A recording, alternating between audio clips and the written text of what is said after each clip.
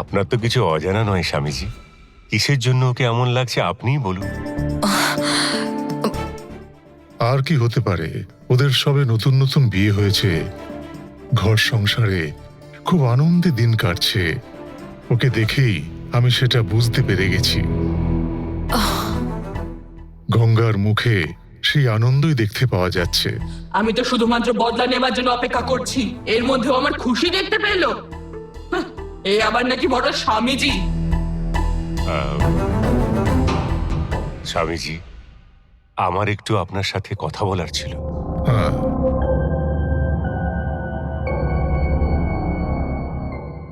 হ্যাঁ,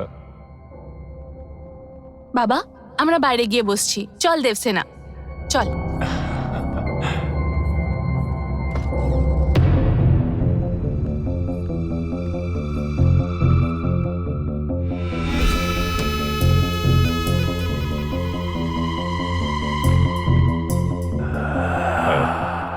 স্বামীজি, কোন গুরুত্বপূর্ণ কথা বলার জন্য আমাকে ডেকে পাঠিয়েছেন আমাকে এখন বলুন। আপনার কথা জানার জন্য উদ্গ্রীব হয়ে আমি এত দূরে দৌড়ে এসেছি। দেবসেনা, খুব বোর হচ্ছিস তাই না? এই নে ফোনটা নে, এতে গেম খেল। এটা খুব ভালো আইডিয়া।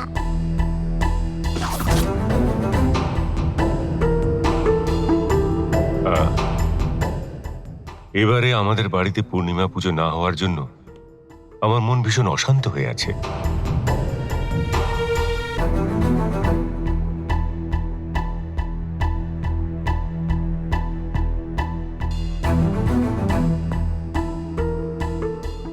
সেই পূর্ণিমা পুজো করার আসার পথেই আপনার এমন অ্যাক্সিডেন্ট হয়েছিল।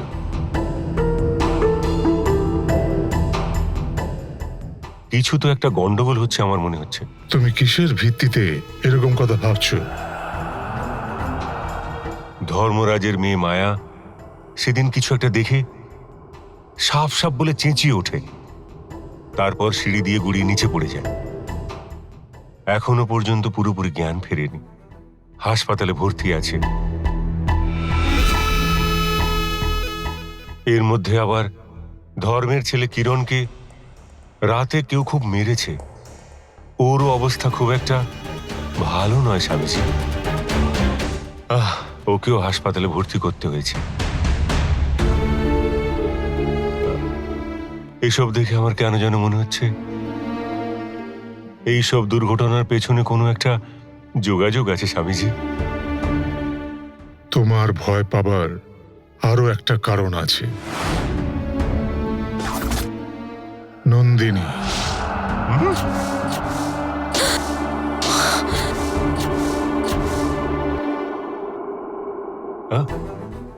এইসব কি বলছেন স্বামীজি? নন্দিনী ঢিপি থেকে বেরিয়ে এসেছে, এই কথাটা তুমি মনে মনে বিশ্বাস করে ফেলেছ। সেই জন্যে তোমার ঘরে যা কিছুই ঘটছে না কেন, তার পেছনে নন্দিনীর হাত রয়েছে, তুমি এমনটাই কল্পনা করছো। নন্দিনী যে ভেতর থেকে বেরিয়ে এসেছে এটা কল্পনা নয়, সত্যি। এখনো নন্দিনী ঢিপির ভেতরে রয়েছে, এটা ভাবাই তোদের মস্ত বড় ভুল। এসব আপনি কি বলছেন স্বামীজি?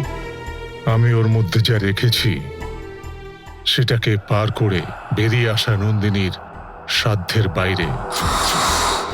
আর তোমার কথা মতো যদি নন্দিনী বেরিয়েও আসে, তাহলেও তোমার ক্ষতি করতে ওকে অনেকবার ভাবতে হবে। এ আপনি কি বলছেন স্বামীজি? এই কথাটা কি সত্যি? একদম সত্য। সাপের লেজের ওপরে সর্পকরণের চূর্ণ ছড়িয়ে দিলে ওই সাপের আর কিচ্ছু করার সাধ্য থাকে না। আরো একটা কথা, নাগ শাস্ত্র অনুযায়ী যদি ওই চূর্ণ একবার সাপের গায়ে ছড়িয়ে দেওয়া যায়, তাহলে সাপের বিষের প্রভাব থাকে না।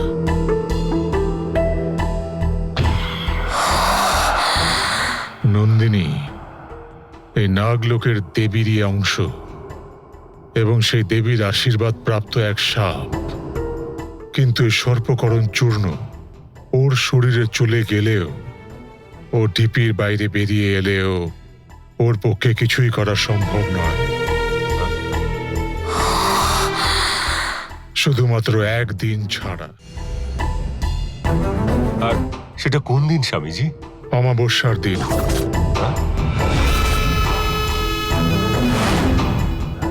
একমাত্র অমাবস্যার দিন সেই রকম সাবেদের শক্তি ফিরে আসে মাত্র কিছুক্ষণের জন্য। কারণ এই শক্তিকে চালনা করে হলো চন্দ্রদেব। তাই যেদিন চন্দ্রদেবকে এই পৃথিবী থেকে দেখা যাবে না, মানে ওই অমাবস্যার দিন যখন চন্দ্র থাকবে না, সেদিন ওই শক্তি আবার পূর্ণ শক্তি লাভ করবে। এটা মনে রেখো। অমাবস্যার দিন মাঝরাতে ঠিক 12টা থেকে, মানে 12টা বেজে 5 মিনিট পর, শুধুমাত্র 5 মিনিটের জন্যে নন্দিনী তার দিব্য শক্তির প্রয়োগ করতে পারবে।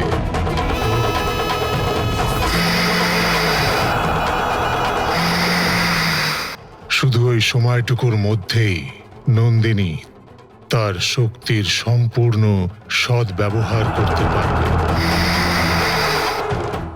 আর এই 5 মিনিটের মধ্যেই নন্দিনী ওর বিষের আসল তেজ উপযোগ করতে পারবে। তার মানে শুধু 5 মিনিটের জন্য শক্তিটা থাকবে? ঠিক বলেছ। আমরা এতদিন ধরে যে পুজো করে এসেছি, তার ফলে এরকম ঘটেছে অন্য যে কোনো সময় কামড়ালেও তা কারোর ক্ষেত্রে প্রাণঘাতী হবে না। শুধু কামড়ানোর ব্যথা থাকবে, তার বেশি কিছু না।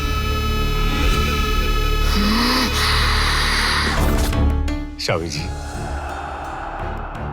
আপনি দারুণ একটা খবর শোনালেন। এই কথাটা যদি আপনি আগে আমায় বলে রাখতেন, তাহলে এত দুশ্চিন্তা আমায় আর করতে হতো না। এসব কোনো সাধারণ কথা নয় যে যখন খুশি বলে দিলেই হলো। এসব কথা শাস্ত্রে লেখা রয়েছে, তা জানার জন্য সঠিক মুহূর্তের প্রয়োজন।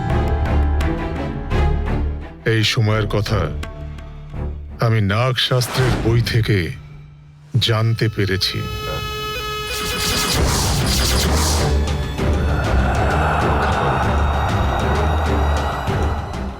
এই কথা জানাতেই তোমাকে আমি ডেকে পাঠিয়েছি। আমার বিষয়ে তোদের কারোরই কিছু হবে না তাই ভেবে তোরা নিশ্চিন্তে ঘুরে বেড়াচ্ছিস, তাই না? কিন্তু তোরা ভুলে যাস না যে আমি এখন আর শুধু সাপ নই, আমি এক নারীর দেহে ধারণ করা সাপ। তাই মানুষের পক্ষে যা সম্ভব তার সবকিছু আমার পক্ষেও সম্ভব। এটা ভালো করে জেনে রাখিস। এবারে তোমার বাড়িতে পূর্ণিমার পুজো করা হয়নি, তাই সর্পকরণ চূর্ণ ঢিপির মধ্যে ঢালা হয়নি।